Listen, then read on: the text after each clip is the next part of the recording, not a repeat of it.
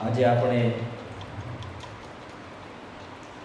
જે હેતુથી ભેગા થયા છીએ, એકઠા થયા છીએ,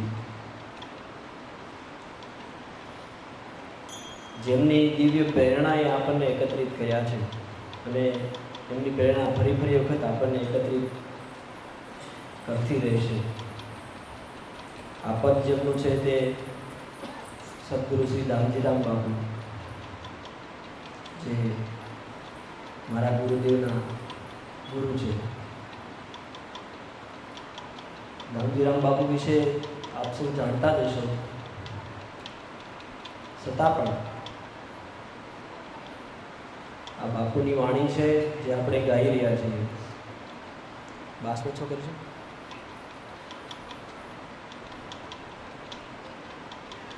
ગુરુગમ કરીને ધ્યાન ધરો તમે અનહદ મૂલ્ય આપમાં. બાપુ આ વાણીમાં ઉપદેશ આપે છે, આજ્ઞા કરે છે કે ભાઈ તમે ધ્યાન ધરો અને ગુરુગમથી ધરો. એટલા માટે એ તત્વ, એ પદ તમારામાં અનહદ બોલી રહ્યું છે, પોતાનામાં જ બોલી રહ્યું છે. ગુરુગમથી ધ્યાન કરો તો એ મળી જશે. એ આ બાપુનું પદ છે. બાપુ વિશે આપ સૌ જાણો છો. બાપુ શિવરાત્રિના દિવસે પોતાના દેહને, નશ્વર દેહનો ત્યાગ કરી અને પોતાની ચેતનાને જાગ્રત અવસ્થામાં જેણે બ્રહ્માંડમાં વિલીન કરી ઓમના ઉચ્ચારણ સાથે, તે બાપુના નિર્વાણ તિથિનો દિવસ મહાવદ તેરસ એટલે કે મહાશિવરાત્રિ, મહા મહિનો, આપણે ગુજરાતી મહિનો આવે, કારતક, માક્ષર, પોષ અને મહા, ચોથો મહિનો મહા મહિનો, એમની તેરસ એટલે કે મહાશિવરાત્રિનો દિવસ. હરેક વદ તેરસ શિવરાત્રિ જ કહેવાય છે અને મહા મહિનાની શિવરાત્રિ એટલે કે તેરસને મહાશિવરાત્રિ કહેવાય છે. તો આમ તો હરેક વખતે અવારનવાર કોઈના કોઈ પ્રસંગોમાં સત્સંગનો લાભ આપણને સૌને મળતો હોય છે, પણ બાપુની પ્રેરણાથી હવે એવો નિશ્ચય કર્યો છે બધા સ્નેહીજનોને, બધા સેવકોને, કે જે લોકો શ્રોતા થઈને સાંભળે છે, તો બધાને એવો આગ્રહ હતો આવતો ઘણા સમયથી કે ભાઈ બાપુ સુરત આવવાનો કંઈક તારીખ નક્કી કરો કે દર મહિને અમને લાભ મળે, જેથી લઈ અમારું તાજું રહે અને અમને ગુરુના દર્શન અને ગુરુની વાણીનો અક્ષર મળતો રહે. આમ તો સત્સંગ બધા સાંભળતા જ હોય, મોબાઈલમાં સાંભળતા હોય, પ્રત્યક્ષ સાધુ સંતો પાસેથી સાંભળતા હોય, પણ સૌનો આગ્રહ એવો હતો કે જ્યાં આપણું ગુરુસ્થાન હોય, ત્યાં જેનું જ્યાં ગુરુસ્થાન હોય ત્યાં સૌની શ્રદ્ધા વિશેષ લાગેલી હોય. જ્યાં શ્રદ્ધા લાગેલી હોય છે ત્યાંથી જ્ઞાન આપણામાં ઉતરવું ખૂબ જ સહેલું સરળ થઈ પડતું હોય છે. કારણ કે જ્ઞાન ગ્રહણ કરવા માટે ગીતાના સિદ્ધાંતને સમજીએ તો પણ શ્રદ્ધાવાન લભતે જ્ઞાનમ, કે જે શ્રદ્ધાથી ભરપૂર છે, શ્રદ્ધાવાન છે, તેને જ દબંતે એટલે કે પ્રાપ્ત થાય છે. શું? એટલે કે જ્ઞાન.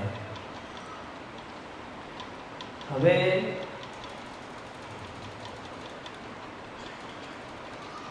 સૌના એવા આગ્રહથી એટલે કે સૌના એવા પ્રેમથી બાપુ પાસે આજ્ઞા લીધી કે બાપુ સૌનો આવો અનુરોધ છે કે દર મહિનાની કાંઈક તારીખ નક્કી કરો કે સુરતને લાભ મળે. એટલે દામજીરામ બાપુની પ્રેરણાથી, પરમહંસ એવા પૂજ્ય બાપુની પ્રેરણાથી એવી પ્રેરણા મળી કે ભાઈ આપણે તેરસનો દિવસ જ નક્કી કરીએ અને તેરસના દિવસે આપણે સૌ એકત્રિત થઈ અને એમની ચેતના દ્વારા પ્રાપ્ત થતું જ્ઞાન, આ તો એમનું નામ લઈએ ને એમની ચેતના આપણામાં આવે, આપણામાં પ્રગટે અને આપણામાં જ્ઞાનની અને ભાવની સરવાણી ફૂટે કે આપણે તો એના ખોળામાં રમવાનું છે. અને જ્ઞાનનું સ્થાન જીવનમાં ખૂબ જ મહત્ત્વનું છે સૌને માટે. માનવ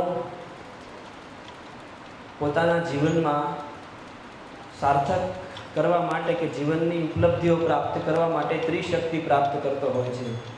દ્રવ્ય શક્તિ, ક્રિયા શક્તિ અને જ્ઞાન શક્તિ. એમાં જ્ઞાનનું સ્થાન અત્યંત મહત્વનું છે. કારણ કે જ્ઞાન થાય તો જ માણસને ભીતરમાં જે સતાવતો ભય છે, ભીતરમાં સતાવતો જે ખાલીપો છે સૌ કોઈ માણસને, તે જ્ઞાન થાય તો જ, બધા જ બુદ્ધ પુરુષોનું કહેવું છે કે જ્ઞાન થાય તો જ ભય ભાગે, ભ્રમ ભાગે. અને જ્યાં સુધી ભય હોય છે ત્યાં સુધી જ વ્યક્તિ કોઈના કોઈને કોઈના કોઈ રૂપે હિંસા કરતો હોય છે. જ્યાં સુધી જ્ઞાનનો અભાવ એટલે કે અજ્ઞાન છે ને અજ્ઞાન છે ત્યાં સુધી આપણા સ્વરૂપને એટલે કે આપણા વ્યક્તિત્વને અજ્ઞાને ઢાંક્યું છે, ત્યાં સુધી આપણામાં ભય હરહંમેશ રહે છે. અને ભયથી મુક્ત થવા માટે એક જ રસ્તો છે કે માણસ જ્ઞાનની પ્રાપ્તિ કરે. ગાંધીજી કહે છે કે જે વ્યક્તિ જ્ઞાન પ્રાપ્ત કરે છે તે ભયથી મુક્ત હોય છે. જે ખરેખર ભયથી મુક્ત હોય છે ને તે જ અહિંસક હોય છે. કારણ કે ભયમાં, ભ્રમમાં માણસ આક્રમણ કરી બેસે છે. એ પછી ભય કદાચ પોતાનું પદ જતું રહેવાનો હોય કે પોતાને કોઈ વસ્તુ ચોરી લેવાનો હોય કે આપણી વાત કોઈ કાપી નાખશે એનો ભય હોય. નાના નાના ભયો આપણને સતત સતાવતા હોય છે.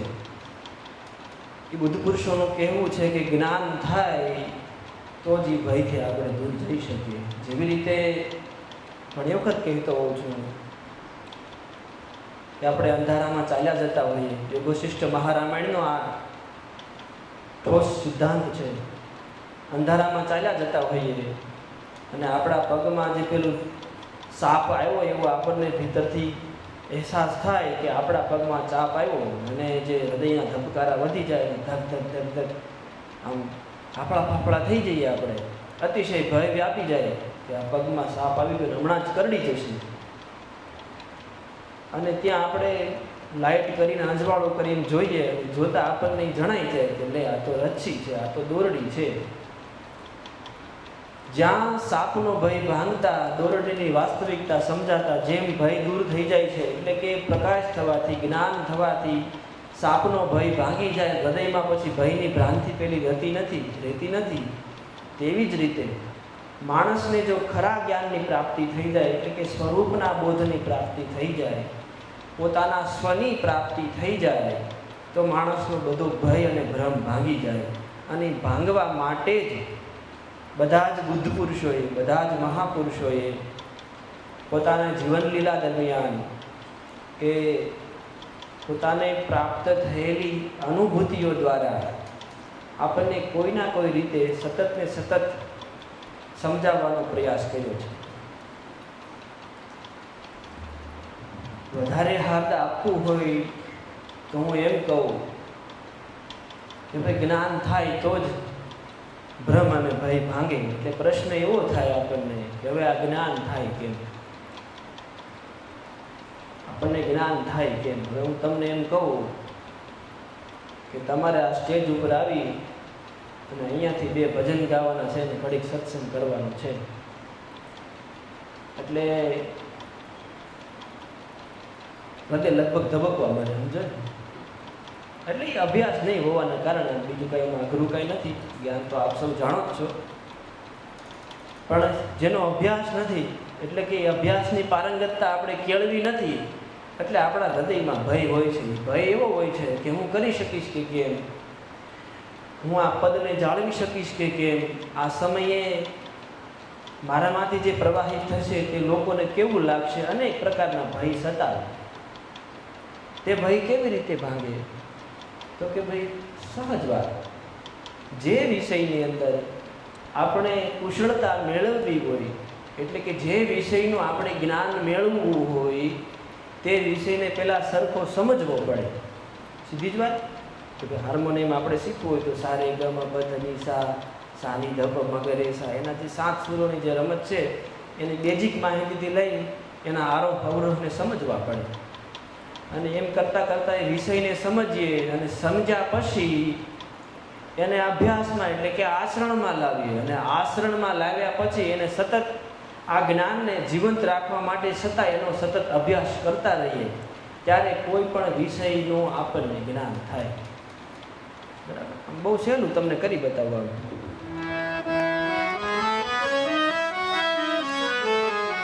આમ સહેલું છે, સાંભળજો. શું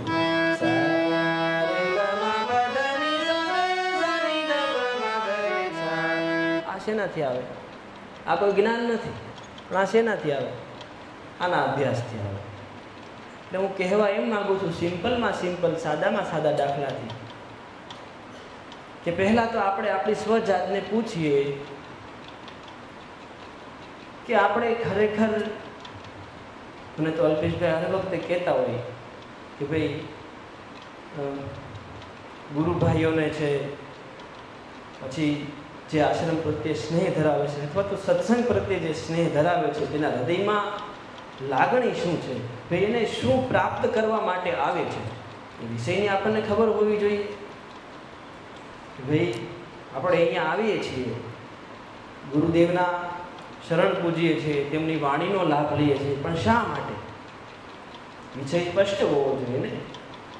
આ કાંઈ ખાલી મનોરંજન તો નથી કે ભાઈ આપણે પિક્ચર મૂવી જોઈ લીધું ને આપણું મન આનંદિત થઈ ગયું, કોઈ ગીત સાંભળી લીધું ને મન મનોરંજન પામી ગયું, કોઈ હાસ્ય કલાકાર નથી કે એનો હાસ્ય કરીને આપણે ઊભા થઈએ એટલે પૂરું. આ વિષય એ નથી, આ સમજવા જેવો વિષય છે. અને વિષયને સ્પષ્ટ કરી, વિષયને સમજી, વિષયનો અભ્યાસ કરી અને આચરણ સુધી જ્યારે આવે ને, ત્યારે અધ્યાત્મની જે યાત્રા છે ને, એ સાધકમાં શરૂ થાય. સમજવાનો પ્રયાસ કરજો. આપણે જે કરી રહ્યા છીએ, જેને પામમાં મથી રહ્યા છે, તે જ્ઞાન જ છે. જાણે કે અજાણે સૌ જ્ઞાનને પામમાં મથી રહ્યો છે. એ જ્ઞાન પોતાના સ્વરૂપના બોધનું છે, અંતિમ. ભલે અત્યારે આપણે કોઈ બહારના વિષયો તરફ કદાચ દોડતા હોઈએ, વિષય ભોગો આપણને સારા લાગતા હોય, પણ અંતે માણસ જ્યારે આમ શાંતિથી બેઠો હોય અને મોટા ભાગની વસ્તુનો સંતોષ પામ્યો હોય ને, ત્યારે ભીતરમાંથી જે ખાલીપો સતાવે છે અથવા તો પ્રશ્ન જગાડે છે, તે એ જ છે કે આ બધાનું અંતિમ મૂળ શું, આનું અંતિમ કારણ શું. અને જ્યાં પ્રશ્ન સાધકના હૃદયમાં એ ડંખ મારે એટલે તરત જ વ્યક્તિ આ જ્ઞાનની યાત્રા ઉપર આવવા માટેનું પહેલું પગથિયું ઉપાડે. હવે આ છે શું એ જાણવું પડશે. જેની માટે બળ કરીએ છીએ, જેની માટે એટલું તૂટીએ છીએ, જેની માટે એટલો ઝઘડો કરીએ છીએ, જેની માટે એટલા સંઘર્ષો કરીએ છીએ, આનું અંતિમ ફળ શું? જ્યાં એવો પ્રશ્ન જાગે ને એટલે સાધક તરત જ જ્ઞાનના પગથિયા ઉપર આવે અને ખરા જ્ઞાનને પ્રાપ્ત કરવાનો પ્રયાસ કરે. પણ કહેવા એમ માંગુ કે આ જ્ઞાન પ્રાપ્ત થાય કેવી રીતે? આપણે સૌ ભાઈ જ્ઞાન પ્રાપ્ત કરવા જ આવીએ ને, પછી જે આપણને સદગુરુ પાસેથી આવતું હોય, આપણે તો એના ભરોસે બેઠા છીએ. આ બુદ્ધ પુરુષોના ભરોસે કે ભાઈ એણે કીધું છે કે અમે પામ્યા છીએ, અને એણે એમના શિષ્યોને કીધું. સુખરામ બાપુએ ગરીબદાસ બાપુને કીધું, અને એણે કીધું એમ ગરીબદાસ બાપુએ જે યાત્રા કરી, ગરીબદાસ બાપુએ દામજીરામ બાપુને કીધું, અને દામજીરામ બાપુએ જે સાધના કાળની યાત્રા કરી, દામજીરામ બાપુએ લાલરામ બાપુ એટલે કે અમારા ગુરુદેવને જે કીધું, એની પાસેથી જે સમજાય, એને અધ્યાત્મની યાત્રા શરૂ કરી અને એ જે પામ્યા, અને અંતે બાપુએ અમને કીધું કે ભાઈ આ કરો, અમે અંતથી પામ્યા છીએ. એટલે કે આપણે તો પેલી તો વાત મેં પહેલાં જ કીધું, શ્રદ્ધાવાન લખતે જ્ઞાનમ. શ્રદ્ધાથી જે ભરપૂર હોય તેને જ જ્ઞાન પ્રાપ્ત થાય. મારો સિદ્ધાંત નથી, ગીતાનો સિદ્ધાંત છે. જેની ઉપર આપણને વિશ્વાસ હોય, જેની ઉપર આપણને ભરોસો હોય, જેની ઉપર આપણને શ્રદ્ધા હોય, એની કોઈ પણ વાત આપણને સાચી લાગે ને ઉતારવાને લાયક લાગે આપણને. એટલે આ ગુરુ પરંપરામાંથી આવતું જ્ઞાન, આમ તો જ્ઞાન બે શાખામાં ફેલાયેલું છે. એક જ્ઞાન છે સમષ્ટિમાં પડ્યું છે, વ્યાપ્તિમાં પડ્યું છે, જે ગીતા ખોલી આપણને આપણા માપનો આપણને સમજાય, ભાગવત ખોલી અને સમજાય, અથવા તો કોઈ બુદ્ધ પુરુષોને આપણે કટકે કટકે સાંભળતા રહીએ, મોરારી બાપુને સાંભળીએ, રમેશભાઈને સાંભળીએ, તુલસીદાસ, કોઈને આપણે સાંભળતા રહીએ. એક જ્ઞાન એવી રીતે સમષ્ટિમાં પડ્યું છે કે આપણે એક જગ્યાએ ઊભા છીએ અને આપણે આજુબાજુથી જ્ઞાન લઈએ છીએ. બીજી યાત્રા છે કે ગુરુનું શરણ પકડી અને એટલે કે સમષ્ટિમાં દર્શન કરી અને પછી જેની ઉપર આપણને શ્રદ્ધા જાગી, જે વ્યક્તિનું જીવન જોઈને આપણું હૃદય નમી ગયું. ગુરુ એટલે જે વ્યક્તિને જોઈ અને આપણું હૃદય નમી ગયું ને એ આપણો સદગુરુ. એટલે કે એ વ્યક્તિનો આધાર લઈ અને એને સદગુરુ રૂપ ધારણ કરી અને સદગુરુ આપણને શિષ્ય રૂપ ધારણ કરી અને પછી આપણા માપ અનુસાર, આપણા સ્વભાવ અનુસાર આપણી ધીમે ધીમે કેળવણી કરતા રહે. આ બે માર્ગ છે. કાં તો સાધક પોતે વ્યષ્ટિમાંથી એટલે કે સમષ્ટિમાંથી પોતાના મનના માપનું જ્ઞાન લેતો રહે, અને બીજું કે ગુરુનું શરણ ગ્રહણ કરી, ગુરુનો આશ્રય લઈ અને પોતાના જીવનને ધન્ય કરવા માટેની યાત્રા કરે. મારા વ્યક્તિગત અનુભવના આધારે કહું તો પણ ભલે, અને અનેક બુદ્ધ પુરુષોના અનુભવને આધારે કહું તો પણ ભલે, જે જ્ઞાન પરંપરાગત ટક્યું છે, જે જ્ઞાન પરંપરાગત ટક્યું છે ને આપણી પાસે અધ્યાત્મનો જે વારસો ટક્યો છે ને, તે ગુરુ પરંપરાના જ્ઞાનનો ટક્યો છે. એ એટલા માટે કે આ જ્ઞાન સાધકના હૃદયમાં જ્યારે જિજ્ઞાસા જાગે અને સદગુરુનો ત્યાં ભરાવો જે અધ્યાત્મનો થાય, સદગુરુ જ્યારે શિષ્ય ઉપર, શિષ્યની સેવાથી હોય, શિષ્યના ભાવથી હોય કે શિષ્યના સ્વભાવથી આમ હૃદયથી પ્રસન્ન થઈ જાય અને પછીનો જે નાતો બંધાય, એ નાતો બંધાય ને પછી જે કૃપા થઈને જે ઉતરવા લાગે અને તુલસીદાસ પુકારી ઉઠે કે પાયો પરમ વિશ્રામ, હવે રામ સમાન પ્રભુ નાહી કહું, જેમ રામકથાના ઉપસંહારમાં કહે, અને ગીતાના ઉપસંહારમાં અર્જુન પુકારી ઉઠે કે નષ્ટો મોહ તવ તત્પ્રસાદ, હે માધવ, હે કૃષ્ણ, મારો મોહ નષ્ટ થયો, એટલે કે મારા મોહનો ક્ષય થયો, મારો મોક્ષ થયો તારી કૃપાના પ્રસાદથી, તારી કૃપાના પ્રસાદથી. પરીક્ષિતને જેમ સુખદેવજી આંગળી પકડીને જ્ઞાન આપે, નારદ જેમ વાલ્મીકીને આંગળી પકડીને જ્ઞાન આપે, જનક જેમ પેલા સુખદેવને આંગળી પકડીને જ્ઞાન આપે, એમ આજે પરંપરા જે ચાલી રહી છે, તો મારી દ્રષ્ટિએ અત્યારની ભાષામાં કહીએ તો શેફ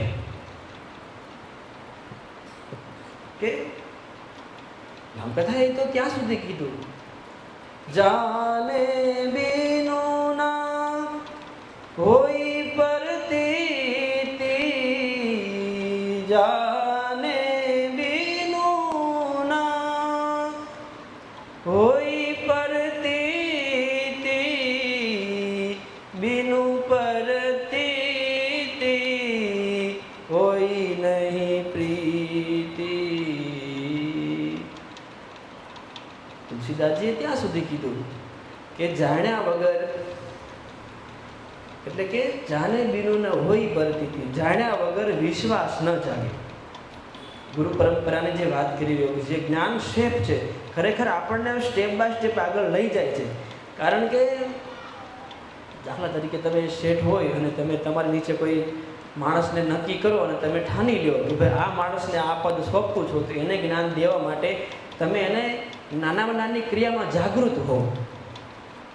પછી કોઈ એમ કહે કે ભાઈ મારે આ પ્રકારનું જ્ઞાન જોતું છે, તો તમે ઉપર ચડી બેઝિક માહિતી આપો, કોમ્પ્યુટરનું હોય, ધંધાનું હોય, કંઈ પણ હોય, પણ તમારી નીચેનો માણસ હોય ને તમારું શરણ જ ગ્રહણ કરી લે કે મારે હવે તમારામાં જ કામ કરવું છે, એટલે એમાં પછી આપણે છે ને 100% એ માણસમાં આપીએ. આ સંબંધનો મામલો છે, સમજજો. અને જ્યાં જ્યાં આ હૃદયની આરપારતા થાય, જ્યાં હૃદય ખુલે, જ્યાં સંબંધ બંધાય છે, ત્યારે વ્યક્તિ નિકટ આવે છે, વ્યક્તિ નજીક આવે. નજીક આવે અને પછી તુલસીદાસજી કહે છે કે જ્યારે આપણે વ્યક્તિને નજીકથી જાણીએ, બે ધારા છે, એક વક્તાની અને એક ગુરુની. વક્તાની વાણી આપણને પ્રોત્સાહિત કરી શકે, આપણા મનને આમ મજબૂત કરી શકે, પણ સદગુરુનો આચરણ છે તે જીવનનું પરિવર્તન કરે છે. વક્તાના આચરણનું મહત્વ કઈ કથામાં નથી આવ્યું, કારણ કે વક્તા તો મોટિવેશનલ સ્પીકર હોય તો બોલે અને પછી તો એને ઉતરી જવાનું. આપણા મનમાં જે ઊંચાટ જઈ ગયો હોય એટલી ઘણી 2 દી 5 દી આપણે કોટામાં રહીએ ને પછી બેયનું પૂરું. પણ સદગુરુનું આચરણ જીવનનું પરિવર્તન કરે છે. એટલે કે આપણે નિકટ થઈએ, અને નિકટ થઈએ એટલે એકબીજાને જે એના સંબંધોને એટલે કે એના સ્વભાવને આપણે જાણવા લાગીએ કે ભાઈ આમ જાગે છે, આમ સૂવે છે, આમ એની વાણી છે, આમ એનું વર્તન છે. એમ કરતાં કરતાં આપણે નજીક આવીએ. નજીક આવીએ અને જો આપણું હૃદય ત્યાં નમી જાય કે આ તો ખરેખર આ તો બુદ્ધ પુરુષ છે, આ તો હું જે કલ્પું છું એના કરતાં તો કેવી પવિત્ર છે, આને તો પોતાના જીવન માટે નહીં પણ ખરા અર્થમાં પ્રેમ આપવા માટે નીકળી ગયેલો માણસ છે. જ્યારે આવું આપણે જાણી જઈએ, જ્યારે આવો આપણને ભરોસો વિશ્વાસ થઈ જાય, ત્યારે તુલસીદાસજી કહે કે જાણે બીનું ન હોય, એટલે કે જાણીએ ને પછી જ આપણને પ્રતિથી ભરોસો થાય, જાણ્યા વગર વિશ્વાસ થાય નહીં કોઈ પણ માણસ. આપણે આમ હીરો લઈએ તો એ તપાસી સાચો છે ખોટો છે, જાણીએ પછી જ આપણનો ભાવ નક્કી થાય ને. એમ જાણે બીનું ન હોય પર જીતી, બીનું પર જીતી હોય નહીં પ્રીતિ. જ્યાં સુધી જાણીએ નહીં ત્યાં સુધી ભરોસો ન જાગે, જ્યાં સુધી ભરોસો ન જાગે નહીં ત્યાં સુધી આપણને સામા વ્યક્તિ સાથે પ્રેમ ન થાય, એટલે કે પ્રીત ન જાગે. હવે અંતિમ હાર્દ આપતા કહે કે બીનું પ્રીતિ ન ભક્તિ દ્રઢાય. આપણે જવું છે જ્ઞાન પ્રાપ્તિ માટે, જ્ઞાન પ્રાપ્તિ થાય કેમ? વાત એ છે ને, કટકે કટકે આપણે ઘડીક યોગ કરી લઈએ, ઘડીક આપણે સેવા કરી લઈએ, ઘડીક આપણે દાન દઈ દઈએ, ઘડીક આપણે પૂજા પડી કરવા, ઘડીક આપણે માળા કરવા મળીએ, સૌ પગથિયા જ છે. પણ ગુરુમુખપણાથી નથી. જો મનમુખપણાથી છે તો બાવડી ઝાલે કોણ કે ભાઈ તું રાઈટ કરી શકે રોંગ કરજો. આપણી નાનામાં નાની સહજ ક્રિયા ઉપર કોણ દ્રષ્ટિ કરે? સમજવા જેવી વાત. આપણી નાનામાં નાની કે ભાઈ તું રાઈટ નથી, તું ખોટું બળ કરજો, અથવા તું જે કરે છે એ બરાબર છે, એને મને આગળ વધતો રહે, એમ કોણ બાવડી ચાલે? આ પ્રીત થાય ત્યારે ભક્તિ દ્રઢ થાય છે. ભક્તિ દ્રઢ થવી એટલે શું? આપણે એમ કહીએ કે ભાઈ હૃદય આપણે ભક્તિ કરીએ છીએ, આપણે સૌને ભક્તિનો માર્ગ લેવો છે. ભક્તિ એટલે શું? ભક્તિ એટલે કે સાધકના હૃદયમાંથી ગુરુ પ્રત્યે હોય કે ઈષ્ટ પ્રત્યે હોય, સતતનો અવિરતપણાનો એક જ ધારો તેલ ધારાવત વહેતો હૃદયમાંથી ભાવ, એ જે ભાવ છે ને, બંનેની વચ્ચે રહેલી ભાવની ધારાનું જે જોડાણ છે ને, તે ભક્તિ છે. આપણે એમ કહીએ છીએ કે હું ભક્તિ કરું, માળા કરી લીધી, પૂજા કરી લીધી, ઘડી કામ કરી લીધું, ઘડી વાસણ ધોઈ દીધા. ભક્તિનો એક ભાગ છે. સેવા દ્વારા પેલું પગથિયું આપણે સમજીએ. હવે આપણે જ્ઞાન પ્રાપ્ત કરવું એટલે પહેલાં ભક્તિ પ્રાપ્ત કરવી પડે. આપણે જ્ઞાન પ્રાપ્ત કરવું, સદગુરુ પાસેથી જ્ઞાન આવે આપણે સમજીએ. અને જ્ઞાન સદગુરુ પાસેથી ત્યારે જ આવે કે જ્યારે સદગુરુ રીઝે. જેની પાસેથી આપણે જ્ઞાન લેવું છે આપણે એગ્રી થાય તો થાય ને કે આ ભાઈ મારે તને જ્ઞાન દેવું છે, સામાન્ય હોય તોય એ રીઝે તો કે ભાઈ મારે તને જ્ઞાન દેવું છે, તો પહેલાં શું આપે? તો કે ભાઈ ભક્તિ આપે. અને ગંગા સતીએ પણ કીધું કે ભાઈ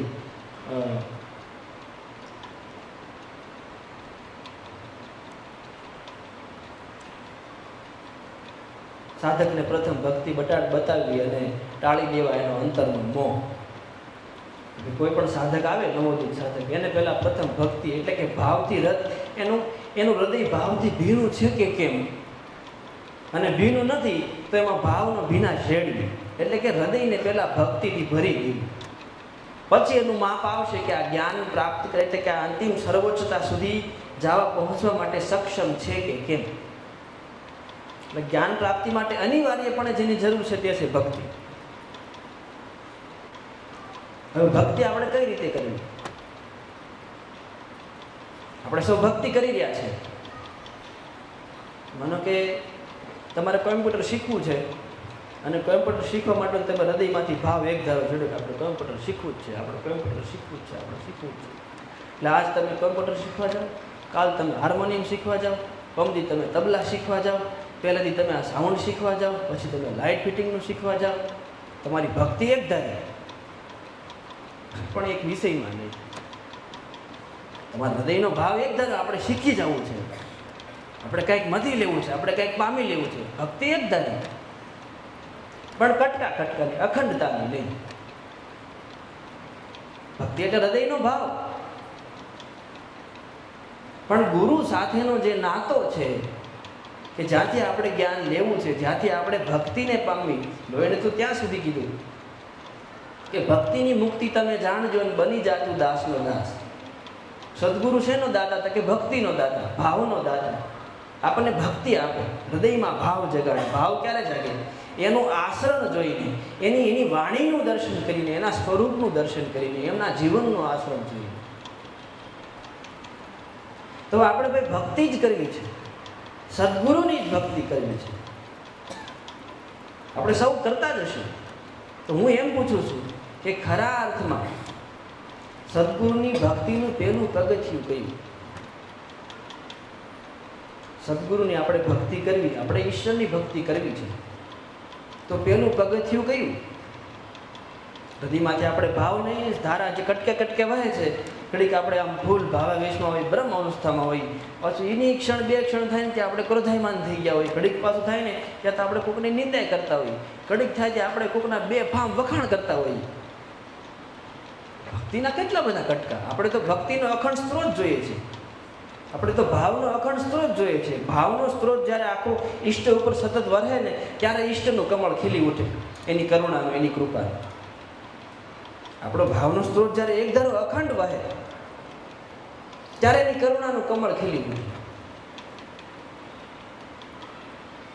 મને તો ઘણા કહેતા હોય, સારો ભાવ હોય, બાપુ કૃપા કરી દો, હવે કૃપા કરી દો, હવે તમે આશીર્વાદ આપી દો. સમજો આને, કૃપા કરવાની વસ્તુ નથી, આશીર્વાદ આપવાની વસ્તુ નથી. કૃપા આપણા જીવનથી, આપણા સ્વભાવથી, આપણા વાણી વિચાર વર્તનથી ઈષ્ટ પ્રત્યેની જે સેવાનો ભાવ છે, એ ભાવ માટે આપણે સતત સંલગ્ન હોઈએ ને તો સામેના હૃદયથી એમ થઈ જાય, વાહ! એ વાહ થઈ જવું ને, અહીંથી વાહ થાય ને તો કૃપા ઉપરથી ઉતરે છે. કૃપા એટલે ભાઈ બધાએ સદગુરુને કૃપા જ કરવી છે. કોઈ હું કામ આડી બારી રાખે? આમાં કઈ ખર્ચો છે?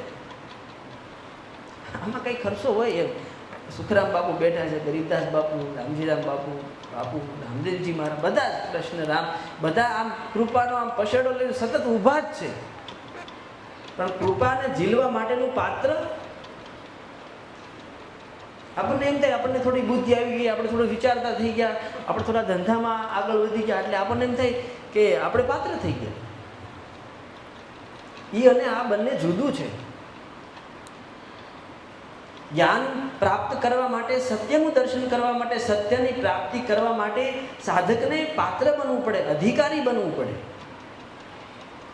અને જોજો, આપણે ધંધામાં હોઈએ તોય, કોઈ પણ પદ ઉપર હોઈએ તોય, આપણે કદાચ ધંધામાં આમ ગયા હોય ને આપણે થોડી સંપત્તિ કમાણા હોય, પણ આપણો સ્વભાવે આપણા જેટલા અધિકારી હોય ને એટલી સંપત્તિ ટકે, બાકીને લૂંટાઈ જાય. અધિકાર વગર વસ્તુ ચાપડતી નથી, અને સાંપડી જાય તો એ આપણી પાસે જીરવાતી નથી. ક્ષમતા હોય છે એટલું જ સાધક એને પામી શકે, એને જીવી શકે, એને વાગોળી શકે છે, એથી વધારે નહીં. તો ક્ષમતાનું પાત્ર કઈ રીતે આપણે બનાવવું? હું ફરી વખત કહું કે ગુરુ પરંપરાઓએ જ આ કાર્ય કર્યું છે.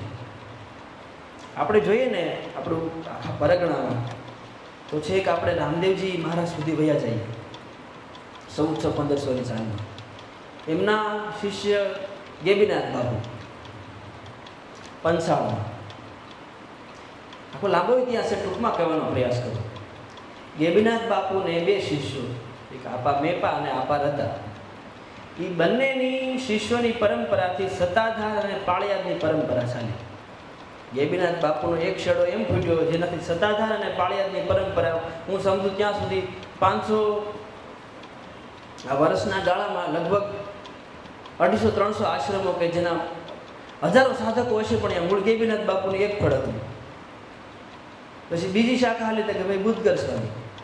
બુદ્ધગર સ્વામીથી લઈ એમના 3 શિષ્યોને, એમાંથી આ સુખરામ બાપુની શાખા, અને સુખરામ બાપુની શાખા જોઈએ છે કે આપણા આખા પરગણામાં ફેલાણા. એવી રીતે ગેબીનાથજી બાપુને આપણે આ વાળીનાથની જગ્યા, આપણે નાગાલખા, તેના જે મેન છે તે પણ એવું કહેવાય છે કે ગેબીનાથ બાપુના શિષ્ય. એનાથી આખી જે પરંપરા છે લગભગ 4-5 રાજ્યોમાં. એટલે હું કહેવા એમ માગું છું કે ગુરુ પરંપરામાંથી આવતું જ્ઞાન સાધકને પદ્ધતિસર શીખવાડે, પદ્ધતિસર જ્ઞાન આપે, અને સાધકની આંગળી પકડીને જ્યાં સુધી મજબૂત ન થઈ જાય ત્યાં સુધી ગાદી ન સોંપે, એને મજબૂત થયા પછી ગાદી સોંપી અને એને એક જ વારસો આપે કે ભાઈ સાધના કરી, જીવનને પવિત્ર બનાવીને આ ગાદીના પદને જાળવી રાખજો. આ પદને જાળવવાની પરંપરા આપણામાં ધીમે ધીમે કરતા સતત આપણને પ્રેમ આપતું રહે. શું કહેવા માંગુ છું કે આ પરંપરાઓ આપણને જીવતી રાખે છે. તેથી લઈને કોઈ પરંપરાને પકડવી પડે. અને જે પરંપરા વિવેકાનંદજી તો ત્યાં સુધી કહે કે એવા વ્યક્તિના પુસ્તક પણ ન વાંચવા કે જેને આત્મજ્ઞાન પ્રાપ્ત ન કર્યું. કારણ કે જ્ઞાન એટલું બધું મિશ્રિત હશે, એટલું બધું અસ્તવ્યસ્ત હશે કે આપણી હૃદયની કોમળતામાંથી, ભક્તિમાંથી આવતું જ્ઞાન વૈરાગ્ય છે તેને ખુલવા નહીં દે. હૃદયને વધારે સ્પષ્ટ કરું કે ગુરુ પરંપરામાંથી આવતું જ્ઞાન આપણી હૃદય, આપણી આંખને, આપણી ભીતરી દ્રષ્ટિને સ્પષ્ટ કરે છે.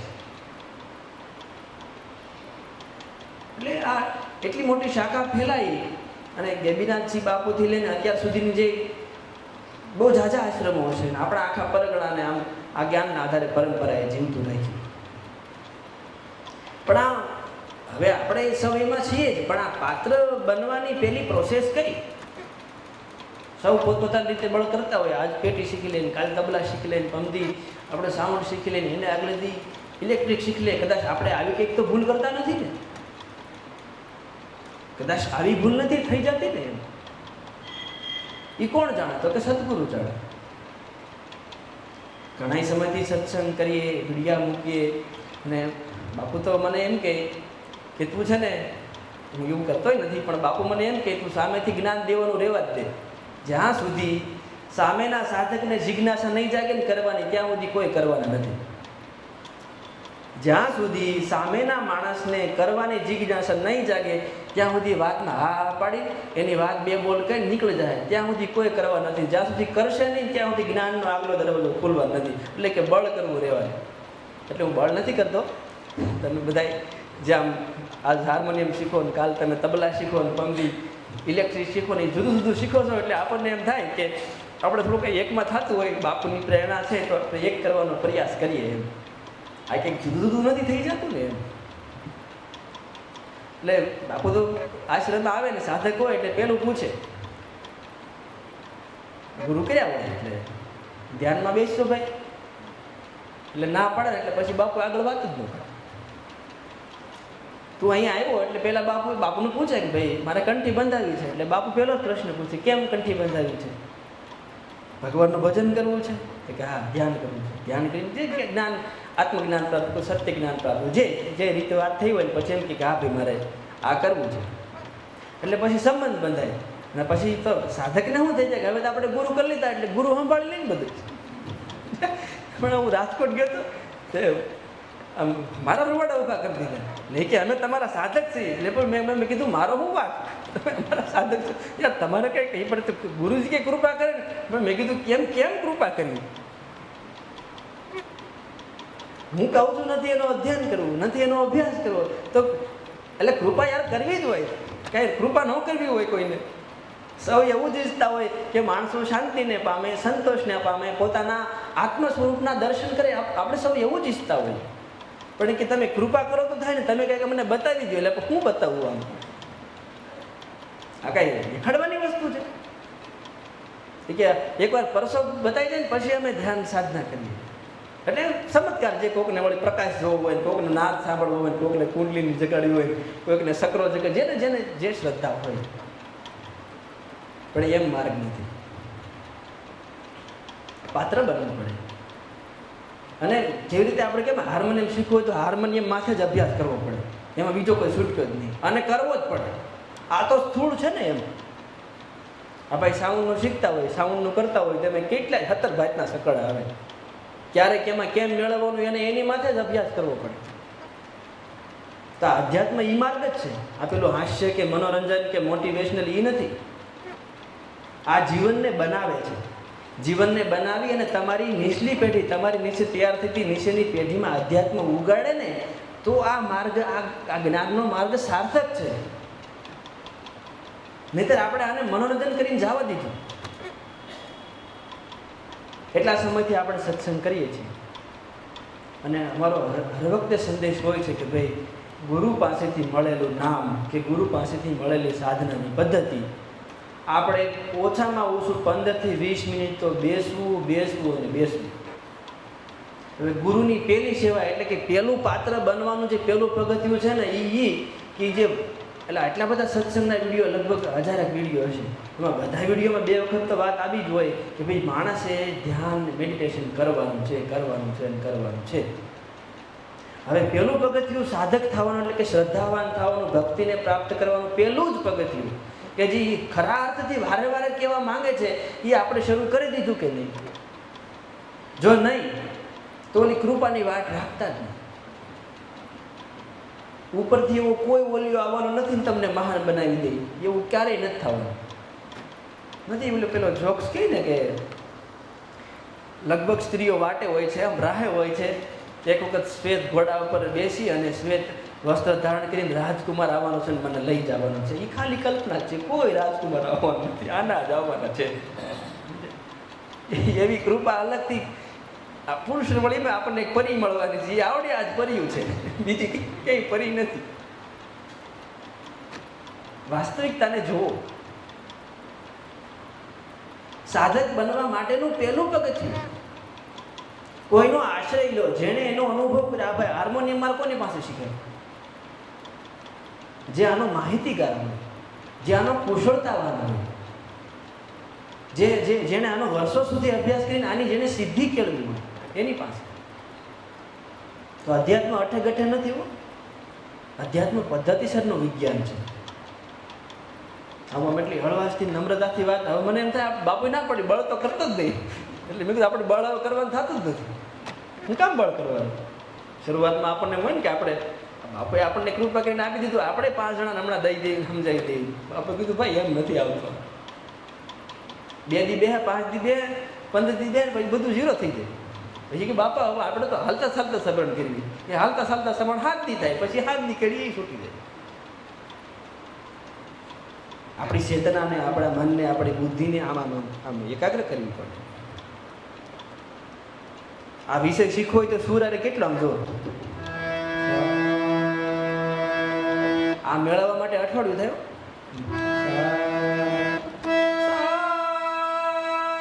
આ અઠવાડિયું થાય ખાલી આમ સૂરને સમજ. એટલે આમ પાકો સૂરને સમજતા તો 2-3 વર્ષ થાય, પણ આમ ખાલી આમ સમજતા અઠવાડિયું થાય. તમને સાંભળવાની આદત પાડતા અઠવાડિયું થાય એમ કે આ સૂરમાં ગાય છે કે નહીં. એમ સતત આમ એકાગ્ર થાય ને થઈ. આધ્યાત્મ એ વસ્તુ એકાગ્ર થયા કે નહીં, કયો વિષય પકડવાનો. આપણે અધ્યાત્મની યાત્રા કરીએ કેટલી એમ, એના માટે આપણે સાધના કરવી જ પડશે અને આપણે જ કરવી પડશે. કૃષ્ણએ તો અર્જુનને કહી દીધું, હાલ દીકરા તને તથાસ્તુ, બાકીના બધાને કરવાનું. એમ નથી. કર્મ કર, તારું કર્તવ્ય કર્મ કર. તું યોગી થા, તું ભક્તિ યોગનો આશ્રય લે, તું અષ્ટાંગ યોગનો આશ્રય લે, તું કંઈક કર. તો ગુરુની કૃપા મેળવવી છે, આપણે જ્ઞાન મેળવવું છે, આપણે સત્ય સ્વરૂપના બોધ તરફ જવું છે, જીવનના વાસ્તવિક શાશ્વત આનંદ તરફ જવું છે આપણે, તો આપણે સાધના કરવી પડશે. પહેલો જ ભાઈ, બાપુ ટાઈમ નથી, બાપુ પગ દુખે છે, ખુરશીમાં બેસી કરો, પગ દુખે છે, પણ ચેતનાને એકાગ્ર કરો. તમે તમારા મનને, પોતાની બુદ્ધિને, પોતાના ચિત્તને સમજો. પહેલો જ પાયો, પહેલા મનને મજબૂત કરો. અને પછી એટલા સમયથી સત્સંગ ચાલી રહ્યો છે અને ફરી વખત કહેવામાં આવ્યું છે કે સાધકને સત્વ ગુણનો પોતાના જીવનમાં વિકાસ કરવાનો છે. આ પરંપરા દ્વારા ફરી વખત એમ કહેવામાં આવ્યું છે કે સાધકને સત્વ ગુણનો જીવનમાં વિકાસ કરવાનો છે. સામેનો માણસ ક્રોધિત થાય છે તો ત્યારે આપણે હળવાશથી જવાબ દેવાનો છે, એને દ્વેષથી નથી દેવાનો. આ ગુણને આપણે વિકસાવવાનો છે. હું એમ કહું કે પહેલું પગથિયું આપણે હાલો ધ્યાન શરૂ કરી દીધું, એની વાણીને, એના અક્ષરને યથાર્થ સાંભળવાનો અભ્યાસ શરૂ કરી દીધો. પછી જે સદગુરુ ઈચ્છે છે, જે બુદ્ધ પુરુષો ઈચ્છે છે, તે છે સેવાનો માર્ગ. સેવા દ્વારા આપણા હૃદયની આરપાર, આપણા હૃદયમાં ભક્તિનું દ્વાર ખુલે છે. એ સેવા કઈ? બીજો પ્રશ્ન, આ સેવા કઈ? સતત આપણામાં કીધું ને સતાર બાપુએ, હર રંગ મેં સેવક રૂપ રહે તો અમૃત જલ કા કૂપ રહે. આપણો સ્વભાવ સતત સ્વામી પ્રત્યે સેવ્ય ભાવનો જ્યારે થાય, સદગુરુ પાસે સેવ્ય ભાવ થાય, આપણી હરેક ક્ષણમાં, હરેક મુમેન્ટમાં, હરેક ક્રિયામાં, કર્મમાં, વર્તનમાં સેવ્ય ભાવ સતત હોય, આપણે ઘડીએ ઘડીએ સ્વામી થઈ જઈએ છીએ. આપણે થોડી ક્ષણોમાં સ્વામી થઈ જઈએ છીએ કે હું કહું છું રાઈટ છે, હું કરું છું બરાબર જ છે, મારું જ સાચું, સ્વામી થઈ ગયા. હર રંગ મેં સેવક રૂપ રહે તો અમૃત જલ કા કૂપ રહે.